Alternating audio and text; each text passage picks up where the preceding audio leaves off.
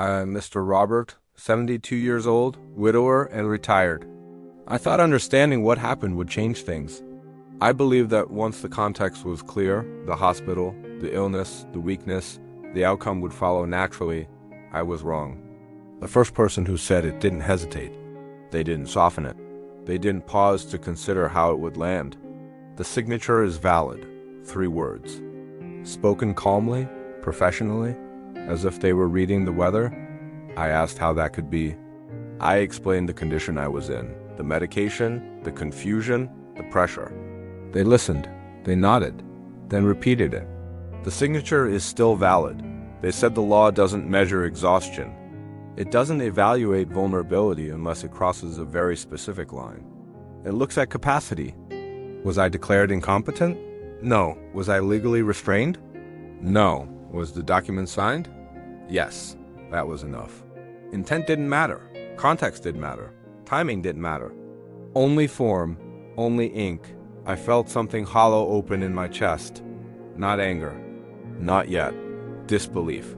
I asked about fairness. They said fairness is not a legal standard. I asked about ethics. They said ethics are not enforceable. I asked about consent.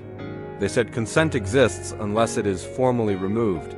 Illness alone doesn't remove it. They explained this gently, as if kindness could make it easier to swallow. I thought about the hospital bed. The beeping machines. The nurse adjusting my pillow while I held a pen. I thought about how little strength I had, and how much weight that signature carried. I asked if there was anything I could do. They said there might be options, challenges, reviews, but they were difficult, slow, uncertain, and expensive. They said the document had already been acted upon. That made it stronger, harder to undo. I realized then that the system values stability over correction. Once something moves forward, stopping it becomes disruptive, and disruption is avoided whenever possible. I asked if anyone ever considers the human side. They said the law assumes people protect themselves. That responsibility lies with the signer. That the system can't protect everyone from bad outcomes, especially not quiet ones. I walked away from that conversation feeling smaller. Not because I was powerless, but because the power I thought I had never existed in the first place.